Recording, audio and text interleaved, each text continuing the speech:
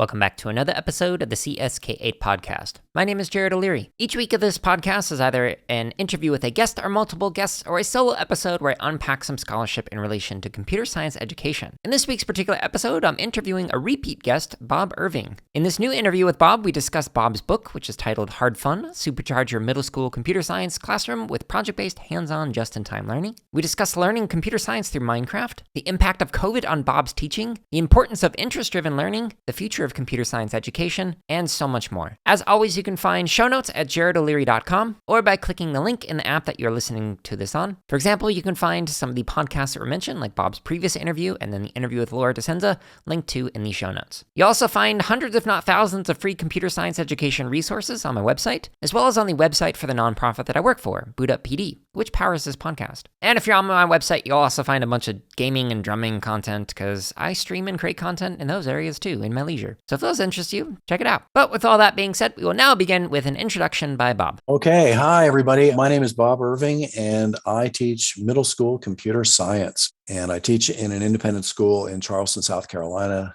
called the Porter Gowd School. And I've been there. This is my 8th year. And I did it for about 11 years before that in another independent school. And this is, believe it or not, my last year full-time in-person teaching. So I'll be moving on to whatever the next phase is after this.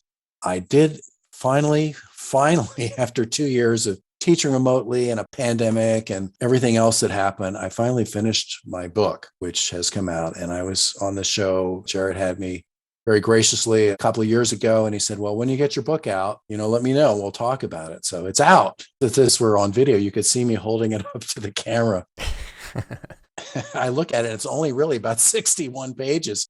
It's surprising that it took me all that time to finish it. But anyway, I wanted to get it out, and I wanted to kind of put down in writing what it is that I do every day, how my classes work, why I do what I do, and just kind of focus on some of the highlights and the platforms that I use. So it's eminently practical. I mean, it's made for people in this space, whether you run a homeschool or you're a computer science middle school teacher, or you run a camp, or anywhere in that space where you're trying to help kids to code. And I'm not saying this is the only way to do anything, but I do believe that it's practical enough that anybody reading this could pick up something that they could use tomorrow in their class or their camp. And so that's kind of what I put down. So it's called Hard Fun. And the subtitle is Supercharge Your Middle School Computer Science Classroom with Project-Based Hands-On Just-in-Time Learning. That's a mouthful. But anyway, so if you know any of the backstory and the people in this field, then Hard Fun is something that I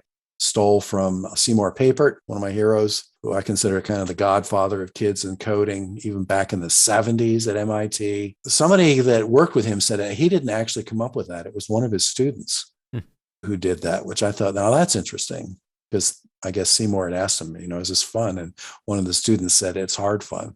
And I thought, that nails it. That's become my mantra.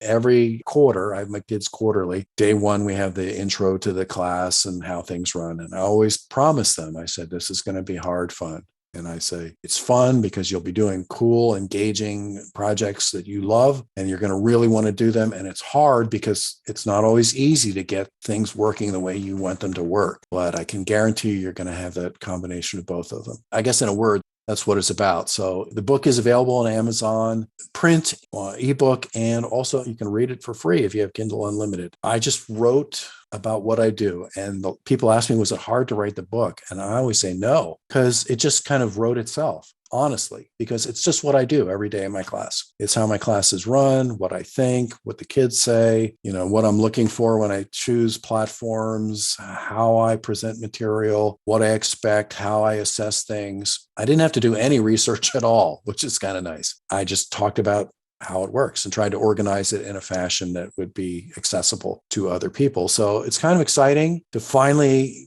push it over the finish line and have it out there. And yeah, so Hard Fun by Bob Irving. And it really is, even though that the subtitle is a mouthful, that Supercharging Your Middle School Computer Science Classroom with Project-Based Hands-On Just-in-Time Learning, I really think that exactly encapsulates what the book is about. And what are the titles of each of the chapters? Well, I've kind of broken it down. I didn't make the titles quite as long. So I have intro and pedagogy, and then I've just done it kind of mostly by the platforms that I use. just the backstory, I teach grades 5 through 8. That's what our middle school is at our school. And every student in middle school must take computer science for 1 quarter, which means that you get the entire range of student interest and ability. I think that's really a good thing because everybody gets exposed to it, but it also means, you have to pitch it a little bit differently than you might if it were an elective. Because if you do an elective, you have, the nerd herd is always going to sign up for everything. And then you're going to go in a different direction. But, I have kids that don't know how to turn a computer on, an actual desktop computer. They don't know how to turn it off. They don't know how to log in. They don't know how to use a keyboard and a mouse, things like that. I mean, they're tablet kids or phone kids. So it's kind of new to them. So anyway, so I have my intro in pedagogies, chapter 1. Then I have a chapter on Scratch, one on robotics, one on the Raspberry Pi, one on physical computing, Minecraft, Sonic Pi, Kodu, processing, from blocks to text. How do you make that shift? What I call Mython, which is Minecraft and Python. And then the last one is called Voice and Choice, which kind of wraps up the approach, which is I'm a big believer in giving students as much voice and choice in what they do as possible. So those are the chapter headings. Not real exciting, but that's what they are.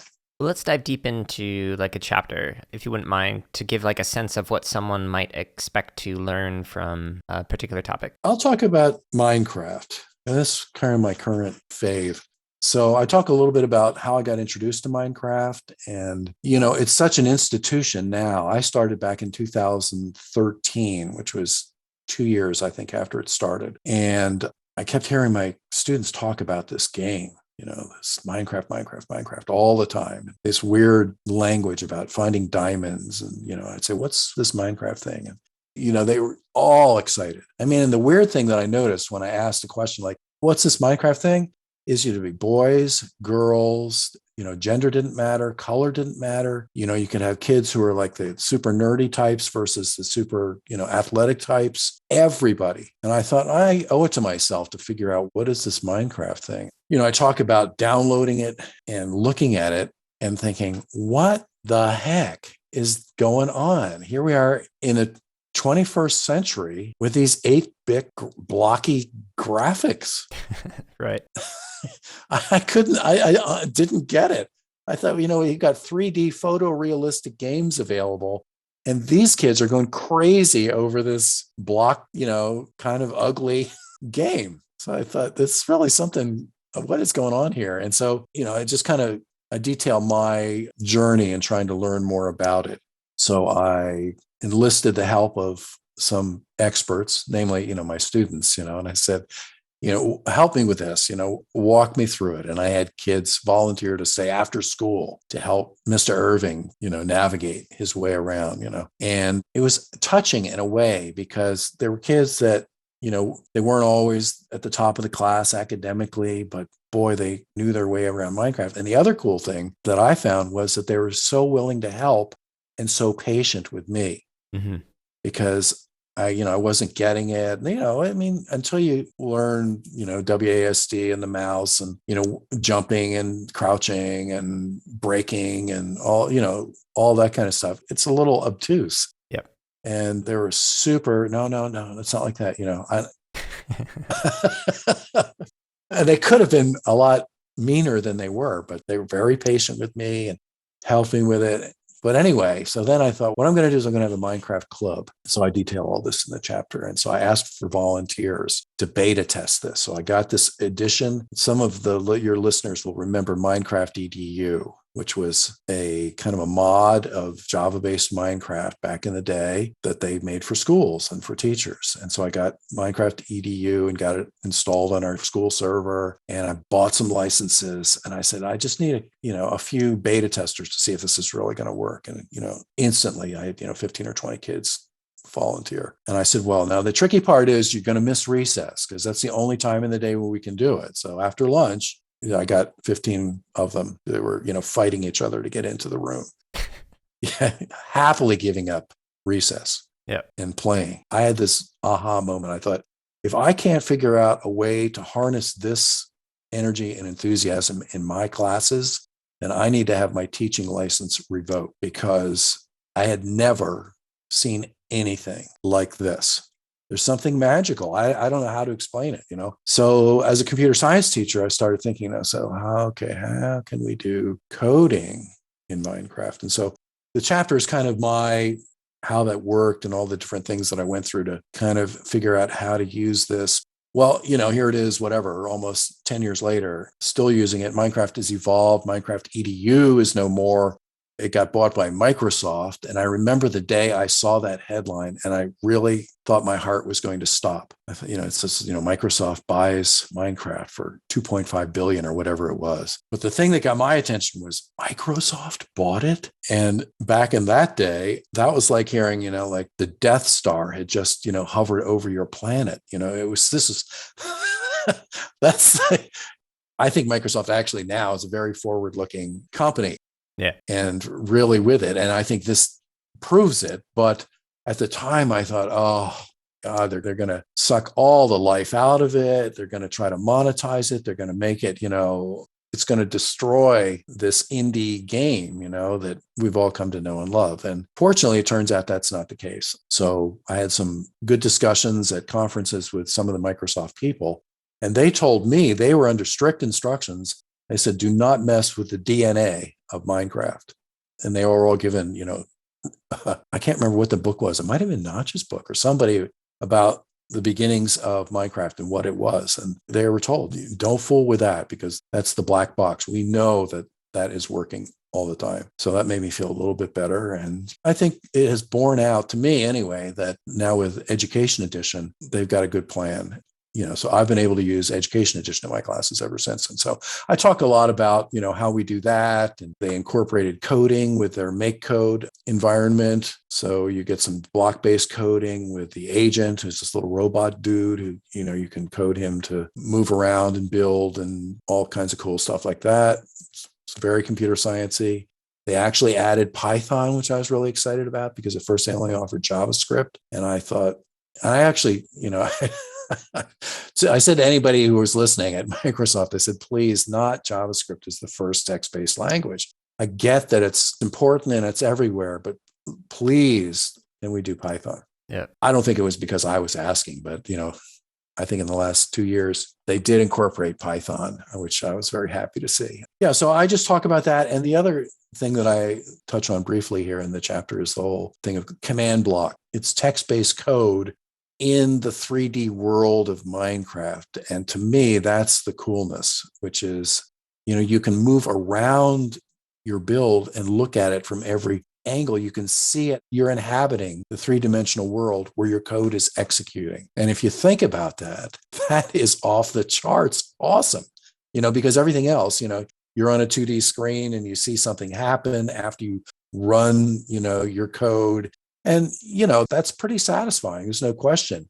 But if you actually inhabit the same world and you as a player and the coder are interacting with the code, it really is supremely magical. I do a lot, and I hope to do a lot more with command blocks. So for instance, I do a mini game in 6th grade, and I say, you can build your own mini game, at least 5 different command blocks. I give them the beginner commands like teleport and give and summon and stuff like that. And so that unleashes their creativity in an environment that most of them are familiar with. Not everybody has played Minecraft, but I always ask them, have you been like living under a rock or something? How did you get to be in 6th grade and not have played Minecraft before? Yeah. I'm just joking with them. But I mean, you do wonder. They were doing other stuff. That's fine, but anyway, it's the combination to me. And I guess this, in a way, it's a good chapter to start with because it really encapsulates a lot of my approach and my pedagogy, which is, big projects, hands-on, just-in-time learning, which means I don't do a lot of prep to say, okay, now today class, we're going to talk about, variables, or we're going to talk about this. Middle schoolers they really don't want to hear me talk. I've just had to accept that. I think I'm a really interesting person, but they don't. They could care less. And it's what they want to do, but they know, they're chomping at the bit. I have a saying in my class, it's an acronym, which is pronounced HOKEF, HOKEF, which stands for hands off the keyboard, eyes front. And one of my middle school students years ago said, you should use something like this. And so I've incorporated that, but it's really hard to get them to get their hands off the keyboard and their eyes front when Minecraft is right in front of them. And I know I can't compete. So I do as little prep work as possible. I say, here's what you're going to do. Here are some suggestions for the kind of mini games you can build.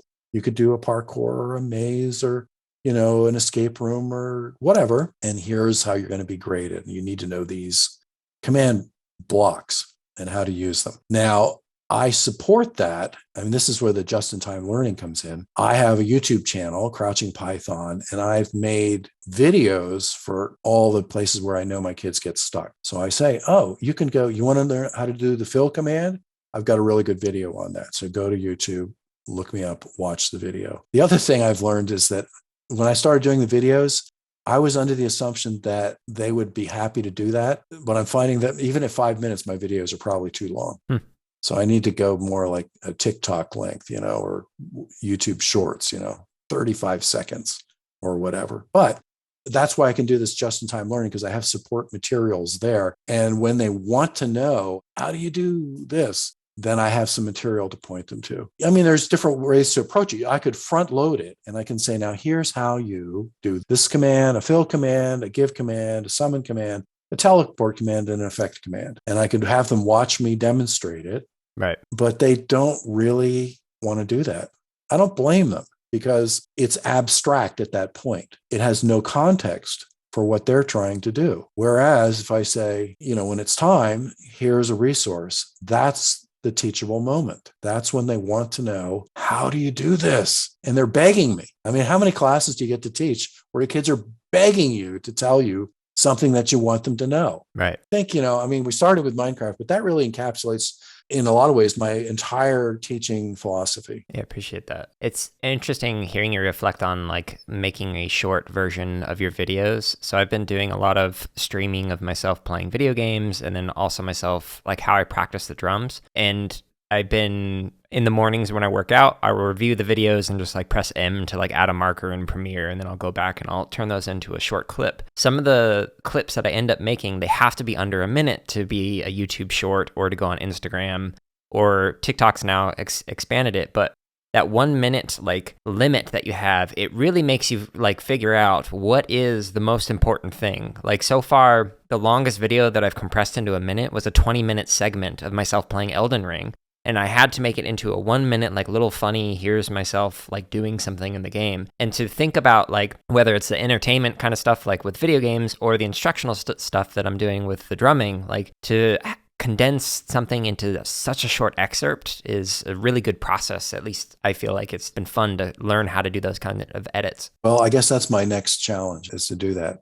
As a teacher, I like to say, now here's why, this is how it works, this is why you need to know, because that's the way my mind works. Like a lot of people can tell me, well, you just do this. And my next question always is, yeah, but why? Like, why does that work like that? Because I want to know, because that's the way my brain works is, so if that works like that, I get it now. And then I can expand it to something else.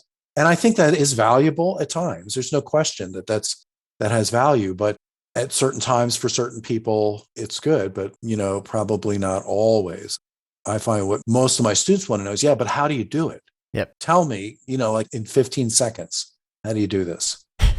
Actually, I've learned, yeah, I can. And they're like, okay, good. And then just go on. They've learned what they needed to know. The other thing that I do in my classes, and if you were to come to my class and see it in action, I think that it looks chaotic.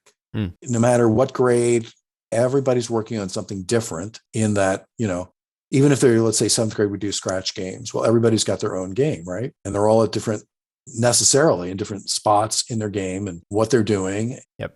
So how, as a teacher, do you manage, well, it's MBWA, managed by walking around. I mean, so I got my room set up now so that all of the desks are on the outside of the room facing the outside walls. Yep. And I wander around in the middle to see what I can help people with. And then the other cool thing is that so somebody figures out how to do something, like somebody's got the fill command down. I know they've got it. They've demonstrated it. I go to the next person over and they say, how do you do a fill command? And I say, well, you need to ask, Emily, because she's just figured it out. And then I can walk on to the next person. And then Emily becomes the expert. And maybe Emily came in not feeling like she knew anything about coding and she wasn't good at it. And she's not a mind crafter, not a gamer, blah, blah, blah. But also, she's the expert on the field command. That can kind of proliferate throughout the class. So you don't have to be the expert, but you do have to know. You can't just let kids go and just figure it out. I'm not a believer in that, but I do think that, I had this quotation from Seymour Papert on my board once that said something like, the job of a teacher is not to instill knowledge, but to create an atmosphere where learning is maximized. Something like that. I'm sure I'm not getting it right because I'm just pulling off the top of my head here, but I believe that. And in my classrooms, I've worked very hard to create that atmosphere where learning is maximized. So I'm not the expert, even though I probably do know the answers to all of them. And sometimes I'll tell them and sometimes I won't, which is, that's okay too. It depends. Yeah, to be able to engage in like that productive struggle, I think can be very beneficial for students to figure out and think through things and whatnot. I am curious, like, how has your understanding or approach in the classroom changed? Because like when we last spoke, it was like in 2019, and that just seems like forever ago.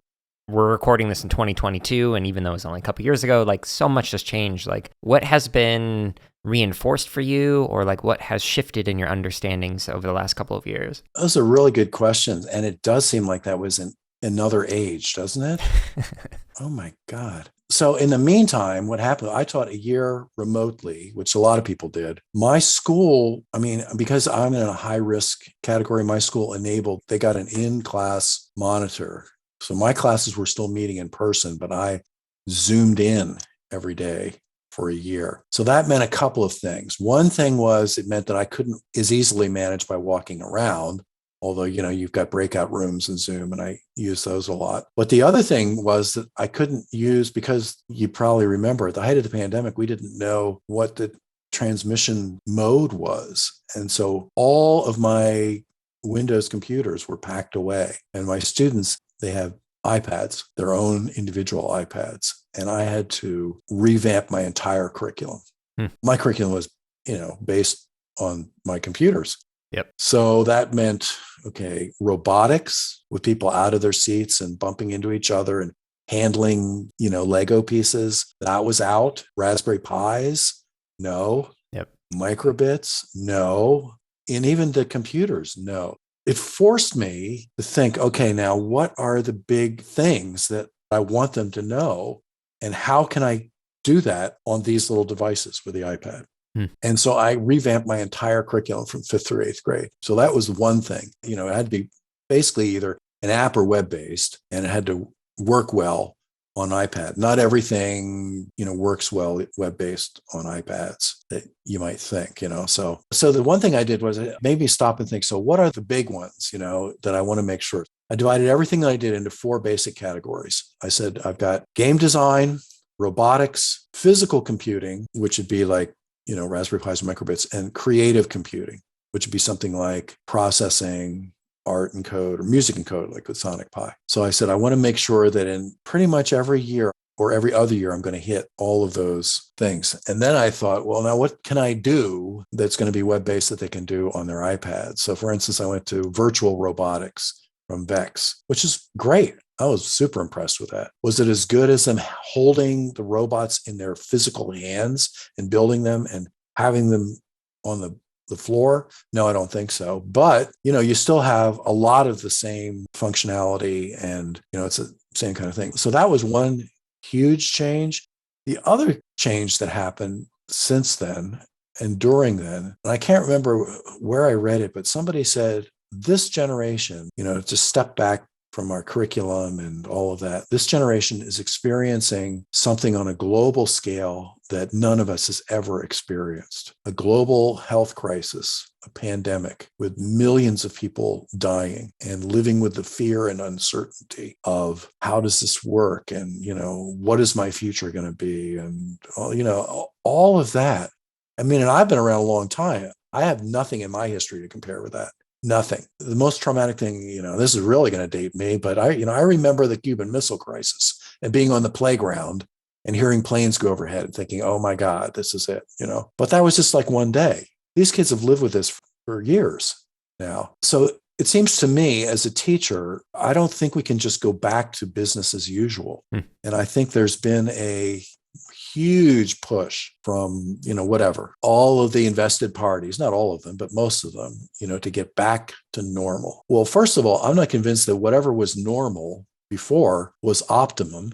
Right. I'm definitely not convinced about that. And secondly, I don't think we can just act like nothing ever happened. Right. So I suppose now to bring this back to my classes, how it changed, I think I'm doing more stuff that I know is immediately engaging and fun, to use the F word with kids, because I really think, I don't know if there's anything to back me up on this, but, social emotional learning or something like that. These kids have really been through more than we have as adults at a young age. And that has an impact. And we won't know probably for years what that impact is, and it will be, but there's no question it's done that. Now, I'm in the independent school world, so our big word is rigor. Everything's got to be rigorous, which, who even knows what that means? But anyway, I don't think that in my expectations for what students can do, I'm any less rigorous than I was, but I'm more inclined, and I've always been inclined to do stuff that I think is fun and engaging. I'm more inclined to do stuff that's even more fun and more engaging because I don't know. So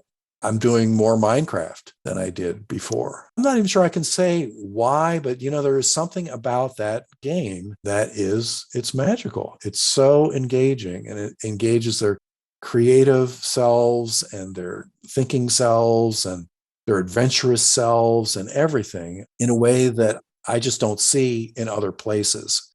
And again, if I can harness that, whatever that is, and use it in my classes, then I'm definitely going to do that. I think that's one thing that I've noted is that, and maybe it's just a nod to kids and saying, look, I know it's been rough. I can't even imagine, so we're going to do some really fun stuff. Now I'm still going to sneak in what I call stealth learning. You're going to be learning stuff and you're still going to get assessed. Here's the rubric, but along the way, somebody once, I was on some Zoom chat where somebody said, never waste a crisis.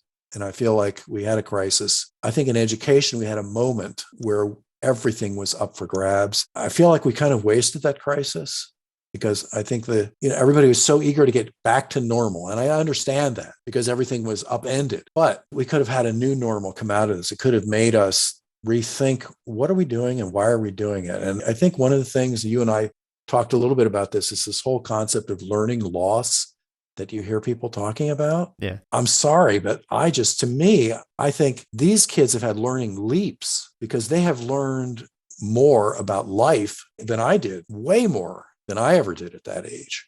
So maybe they're a little bit behind on their, whatever.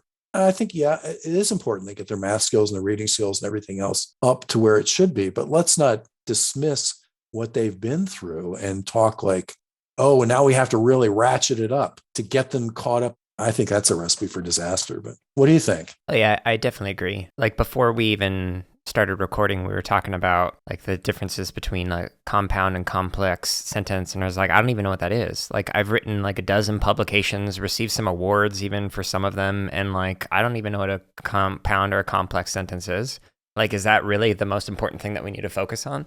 Or perhaps, like to vamp off of what you're saying, maybe we should focus on being able to express yourself through a medium that just happens to be writing, through text, and like then use that as a springboard for learning. So you're learning more about yourself and your own interests as opposed to focusing on like menial little benchmarks that are assessed and whatnot. Yeah, I think I would agree with that. So the long answer to a short question, I have a lot more, I don't know what it is, sympathy or whatever for kids that have had to deal with this. And, I think they've been real champs, all the ones that I know that I work with. I'm just astounded. Now, I think clearly, there's some things that happen that they're going to need help with later on, I think. I don't know. I don't know what it's like to be 11 years old and have to live through something like that and think about that. Maybe you have, relatives or loved ones who lost their lives or you were worried about them getting sick. That's going to do a number on you. And you're going to have to somehow, I'm not a psychologist, but you're going to have to work through that, make it part of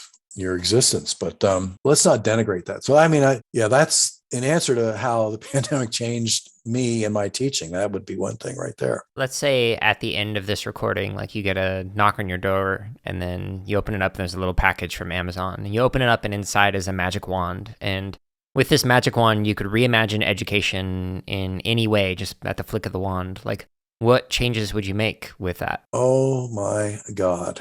I mean, I don't really feel qualified to say what should happen in every grade, every subject, every discipline. I can't say that. But I'll tell you what I would love to see is a switch to more learning by doing and doing things that mean something to you. In a lot of my classes, I kind of end off with a passion project, which, I didn't invent, but I say you start with something that you care about. Passion's a tough term to use with middle schoolers sometimes. So I use the word interest, something that you're really interested in, It doesn't matter what it is. It could be a video game. It could be soccer. It could be, animal safety, healthy eating. I don't care. It doesn't have to be even an issue that you want to see change. And you start from there. And then let's say you pick Minecraft or you pick something else, and you're going to build something that's going to reflect your interest and your passion. Well, why couldn't most education be something like that, where I create stuff that means something to me? It's all so abstract.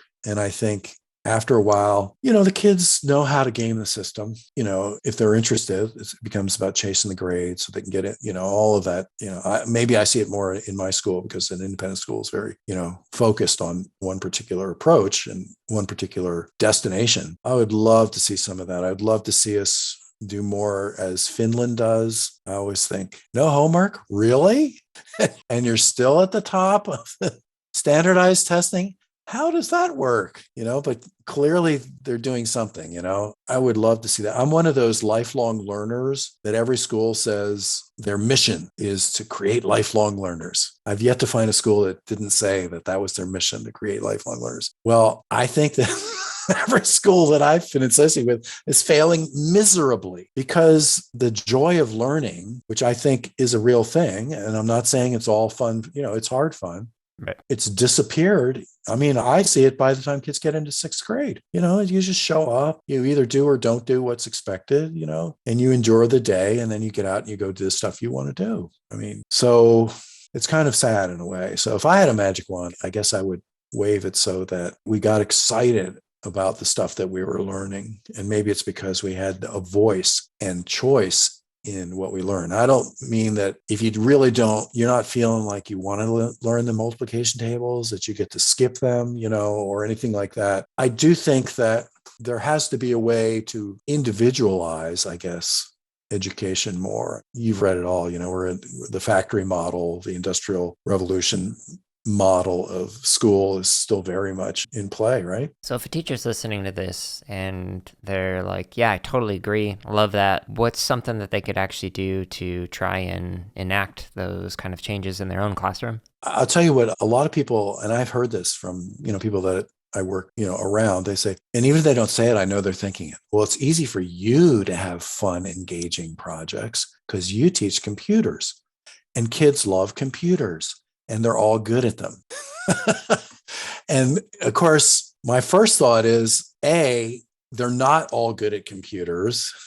If you've been in my classroom, you'd know that. B, they don't all love computers. And C, before I taught computer science, I taught English and history. So I know for a fact that in other disciplines and subjects, you can do an approach like this. Now, I'm not saying everything can be like that, but what I would say is start small.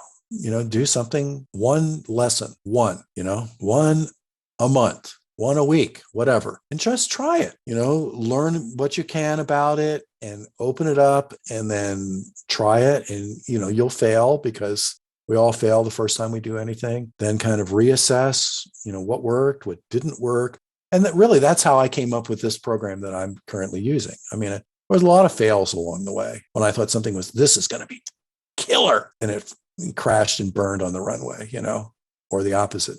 So I would say start small. There's a lot of resources out there to learn about things like project-based learning or, call it what you will. If it works for a lesson, try a unit. Okay? This 3-week unit where we're going to be studying whatever, we're going to do it like this. So you don't change your expectations. You don't change your outcomes that you want, but you're going to change your methodology for how you're going to try to get there. And that means probably you're going to have to assess it differently because, we're used to we teach the way that we were taught, most of us.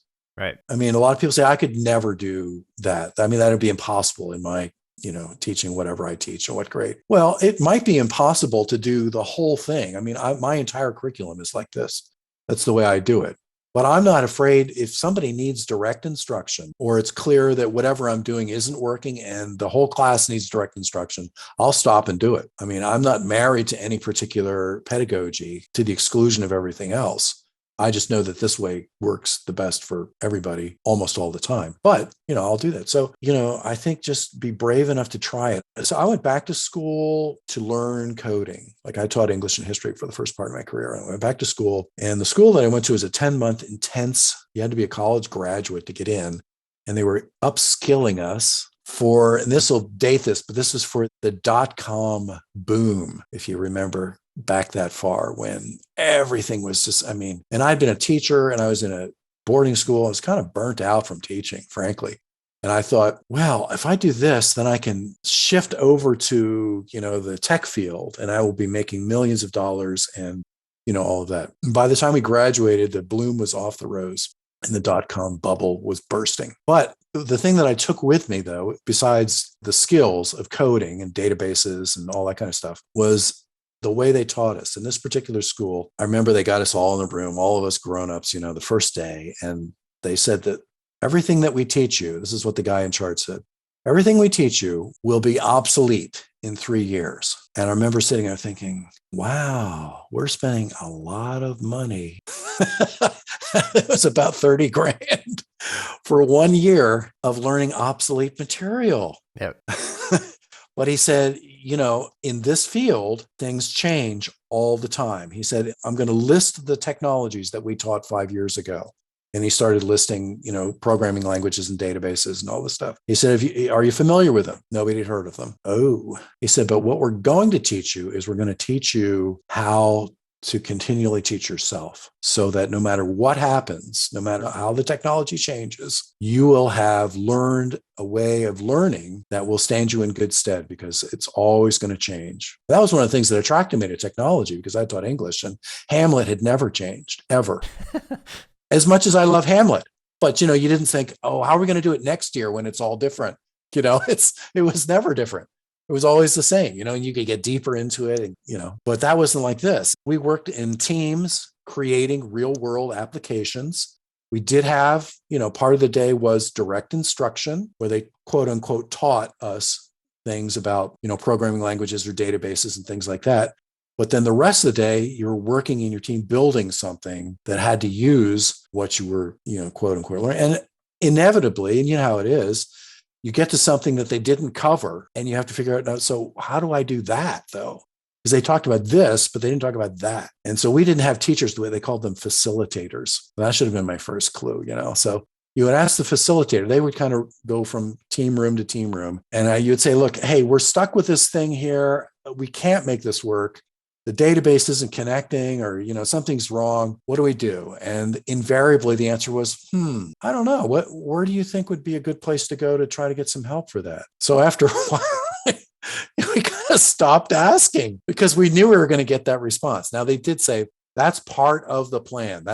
We're doing that on purpose. And they promised us, look, if you're at the point where everybody in the room, you're either going to kill each other or, somebody's in tears, call us. We will hold your hand through it, But other than that, look at your resources, all of your team members, all the materials you have, the internet, other, and figure it out. So I teach the way I am taught. So I brought that kind of pedagogy with me into computer science when I moved to computer science. Now, middle schoolers are different from adults in that they have very little patients and are more easily frustrated. So I'm not quite as just figure it out and don't ask me any questions, but I do allow them to struggle, and I do provide resources and they're surrounded. I always tell them, look, there's people all around you that know how to do this. Ask, get out of your seat and say, who knows how to do a timer in Scratch? Who knows? And somebody's going to raise their hand and say, I know. Okay, go help them, and now you're the expert too. So it works like that. So I kind of feel like if teachers, if they could have professional development where they would have to make stuff with minimal instruction that meant something to them, and you give them a few tools, maybe whatever, a programming language, this or that, whatever, and say, create something, I have a feeling that they'd be much more inclined to try it in the classroom. They have to go through it. You have to struggle through it and see that, oh yeah, that actually works. I can do this. And then you have the confidence you can help your students when they're kind of stuck. So you don't have to be the fount of all wisdom. Yeah, I like that. It was interesting hearing you mention that part of the reason why you went into CS was because you were getting burned out in education. One of the questions that I've been asking more frequently since we last did an interview is like, how do you stave off the burnout that can come with working in a very demanding field? So I'm curious for you, what would be that answer? Like, what do you do to kind of take care of yourself? That's interesting, because I guess to go back to what we were talking about before, it's not just our students who've gone through this global pandemic and are, carrying the scars, but those of us who I think society realized are frontline workers now. I mean, a lot of people, and I'm sure you've talked to them, they're scarred. They've been caught between, all these conflicting demands and political and, whatever, expectations and health fears and all that kind of stuff. So I'll tell you one thing that I don't think is really that helpful is to provide wellness programs at your school. And I've seen a lot of that. We're just going to teach you to do mindfulness. And I'm a big believer in meditation and mindfulness, big believer in it. But I don't think that's the way you handle people who are experiencing this kind of burnout. I really don't. Yeah. I don't know what the answer is. But again, it's a systemic thing where we have, the factories already set up. We're trying to jam people through this. It's so inhumane in a way. The whole system is inhumane. I mean, fortunately, it's staffed with people like you and me that have gone into teaching. We're not doing it to get rich. We're doing it because we love learning and we like kids and we want to make the world a better place, right? That's really tricky. And especially in our field, in the CS field, how are you going to attract teachers when they're not going to get 2 or 3 times what they would get paid teaching, plus have all of these other, duties and responsibilities and expectations? I don't know. I think it, requires systemic reform. I don't know how that's going to happen, I'll be honest. Are there any other approaches or tools like meditation that you use to help yourself? Yeah, there is. Music. Now that's me. That's my personal thing. But I always tell people I have a musical alter ego. His name is Chicago Bob, and he plays blues guitar. This is my passion musically, is learning about this kind of music and learning to play it. So during the pandemic, I actually set up a weekly Facebook Live event where I played music, half an hour. I called it the Southern Comfort Sessions, or, I said, to make of it what you will. But it was a way for me to express that and connect with people. I mean, it's a personal note. It was amazing for me because I was able to keep in touch with family and friends, former students even, and, friends that I hadn't seen in decades, and we were able to connect through this, live music in the midst of this craziness that we're all experiencing. And I told somebody the other day, to me, that's like oxygen. Can a school facilitate it for their teachers to follow passions? Didn't Google used to have their 25%? You spend a quarter of your time just following something that you're really jazzed about. Now we're talking crazy, I'm sure. But I mean, if you really want to see people make it, and people are leaving the profession in droves, yeah, they are burning out. There's actually a podcast that I'll include a link to in the show notes. It's with Laura DeSenza. And so she actually talks about how she took that time that was modeled in companies like Google. They called it the genius hour, where it was time for you to explore whatever you want in the classroom. So if people want to hear more about that, I'll include a link to that in the show notes. But it's a brilliant idea. Let's make the learning experience as humane as we possibly can for all the participants. I mean, that's the way I try to run my class. So I have this little, my classroom within the context of my middle school, within the context of my school. Right. I don't have complete control. I can't just go and do whatever I want, but I've been very fortunate, the freedom to kind of structure it and run it the way that I want to. And it does reflect my personality, which, any pedagogy should. But that's humane, I think, by definition, isn't it? had one kid, they said, "Can we call you Chicago Bob?" My answer is, yeah, if you see me playing somewhere, but here in the classroom, I'm Mr. Irving. But I mean, I had one eighth grader last week say, "I looked up some of your Facebook stuff, the Chicago Bob stuff. That was really cool." Uh-oh. Hope I didn't say anything inappropriate, but Yeah. if kids can see you as an actual human being, Yeah. and you can relate to them that way, I don't know. There's something magical about that. And I think the whole system is not designed for that to happen.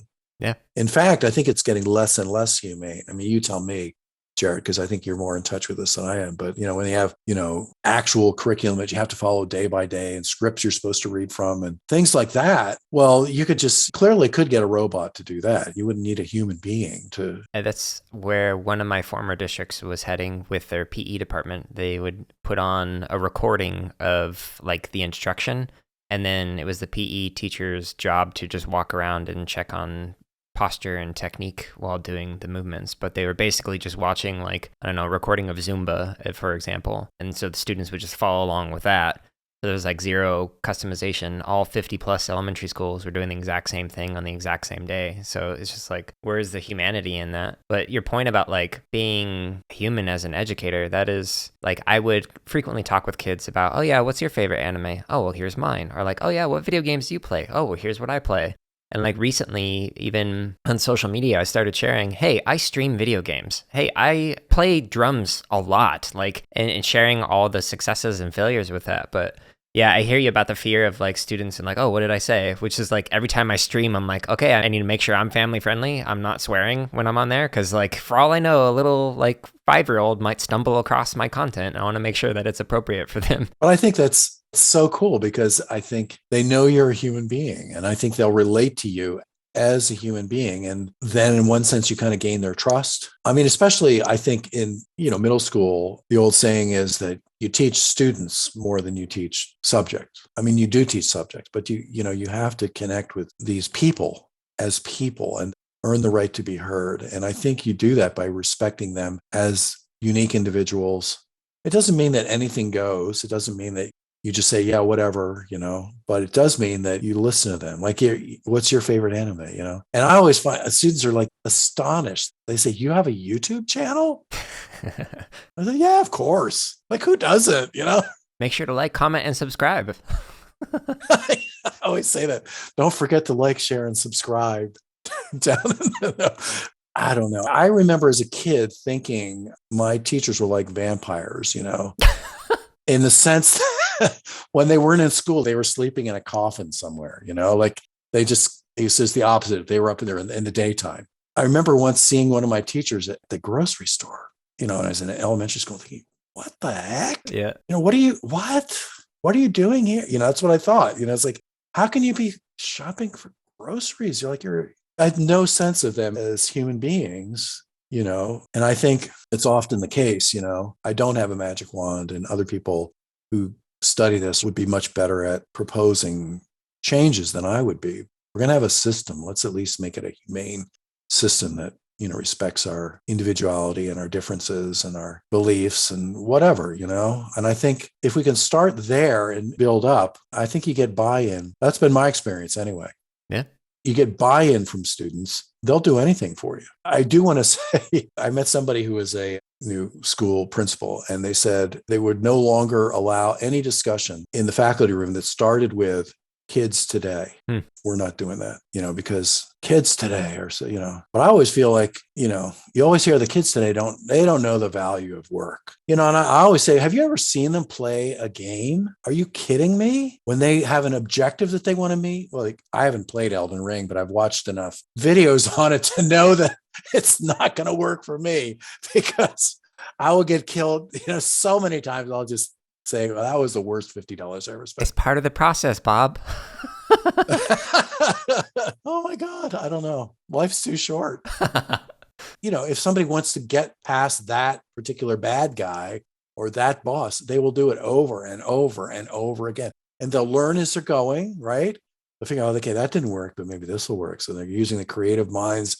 They're learning, and if they're playing, collaboratively, then they're, working out, okay, you do this, I'll do this. We'll do, Yep. there's all kinds of learning going. They're not afraid of hard work. They are not afraid of doing stuff that's hard. They're not lazy. But if you give them stuff that's not engaging, if they don't feel like you care about them as people, if the stuff that you're presented in a boring fashion and it's kind of rote, I'd be lazy too. Yeah. In fact, I was. Yeah. Yeah. I'm curious, at the start of our conversation, you mentioned that this will be your last year full-time in the classroom. What are your plans for the future? Well, gosh, it's a work in progress, but I love the learning space. That is what gets me up in the morning. I live for the aha moments when the light goes on and they're like, yes, I get it. That's what I love doing. And I want to continue doing that. I'm sure I'm going to be in some online space somewhere. So I'm talking with some people. Might be some opportunities, maybe some online courses, 5 classes a day, plus all the attendant, everything else that you have. It's just, it's time to change.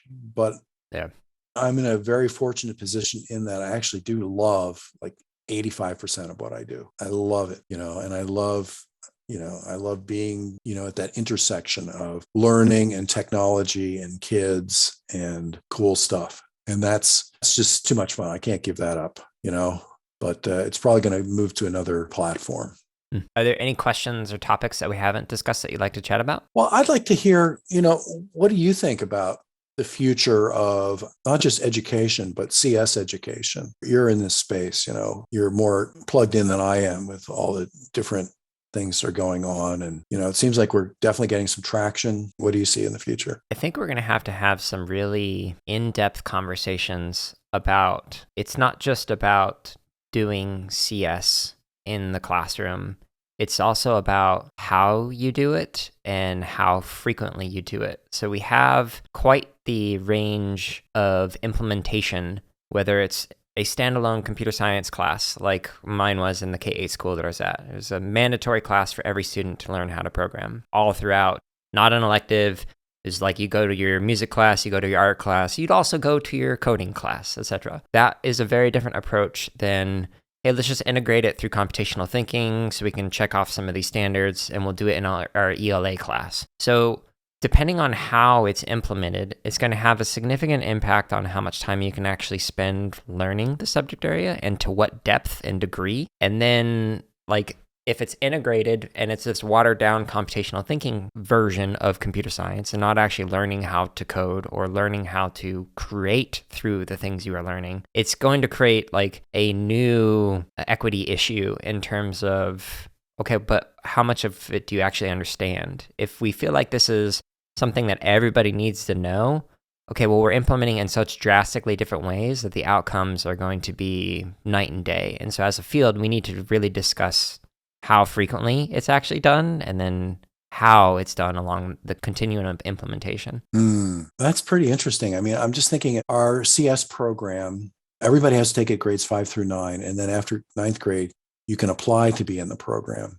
I think just last year, and we're kind of a boy-heavy school traditionally, we've gotten to the point where we have a majority of females in the program. And I think one of the reasons why is it's, what I do, voice and choice and following your passions and all that, that's exactly what they do in the upper school. They're using different platforms like VR coding and, cool stuff like that. And it's hard, again, because they're creating their own thing. There's no template to follow, they're programming in Unity and you have to make it do something that you want it to do that nobody's ever done before. I guess if I were in one of your deep conversations, I would be not on the side of incorporating computational thinking into ELA. Yeah. Whenever a district asks for my honest opinions on things, I will frequently bring up okay, you're basically asking students to learn a brand new language or maybe even a musical instrument. And if you give them 1 hour per quarter on this thing and you don't actually give them the instrument to play with, or you don't actually teach them, I don't know, the Japanese that they're going to use, how do you think that's going to end up for them if they experience this for 9 years like they would in the K-8 schools that I work with? It would not go well. But if instead, every single week you are keep going back into it, keep diving deep into it, and you actually gave them the instrument to play with, to practice, or the language to speak with and listen to, that's going to be extremely different. So if I stick with the instrument metaphor, like I want to actually give students the instrument to play with, and I want to give them the time to play with it and the resources to actually dive deep into actually getting good at it, not just playing the same 4 chords over and over once per quarter. Like that's going to get you nowhere. And ultimately, is it a problem with scheduling too? I mean, there's just time constraints. And Oh, certainly. I mean, I know of one particular administrator who said in a meeting, I really think this whole computer science thing's a fad. It wasn't that long ago. And I thought, must be nice to live in that world, where, I mean, all of the other subjects are already well established. Nobody's going to argue about, geometry or physics or social studies or French or math or whatever. So they've already staked out that part of, the day, and nobody's going to argue with that. So, I mean, it's funny. I don't know if you're familiar with I watched some of Gary Stager's stuff, very progressive. And, his answer is, how would you change schools? He said, throw out half the curriculum. Yeah. And he said, it doesn't even matter which half, just pick a half, throw it out. I mean, everybody, when you say that, everybody who has a vested interest is like, no, you can't do that because that'll throw out mine, where they need to know, blah, blah, but I mean, I always feel like I heard somewhere that Japanese math textbooks are like really, really thin, and ours are like doorstops, but they go really deep into just a few things, whereas our thing is let's just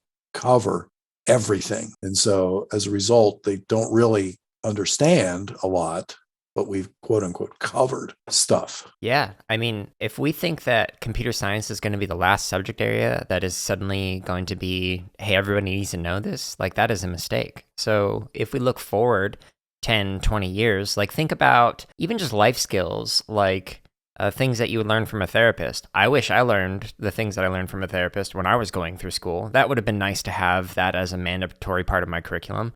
Okay, but what about even home economics stuff? Like whether it's like personal finances or even like learning how to cook. Those are things that I took classes on in middle school, but they weren't required. They are certainly things that I think would be beneficial for everyone. So why don't we add that?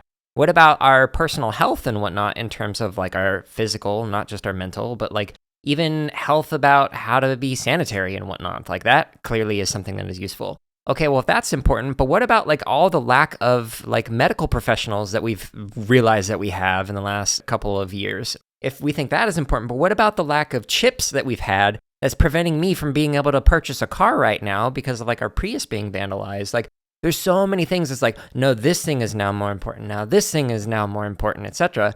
So if we just keep adding more and more, all we're going to end up doing is just diluting everything that students are learning. So my opinion also kind of aligns with Gary's is like, yeah, I mean, you can't learn everything. And if all we're going to do is just like skim on the surface of all these topics, like when are we actually going to develop expertise? Good question.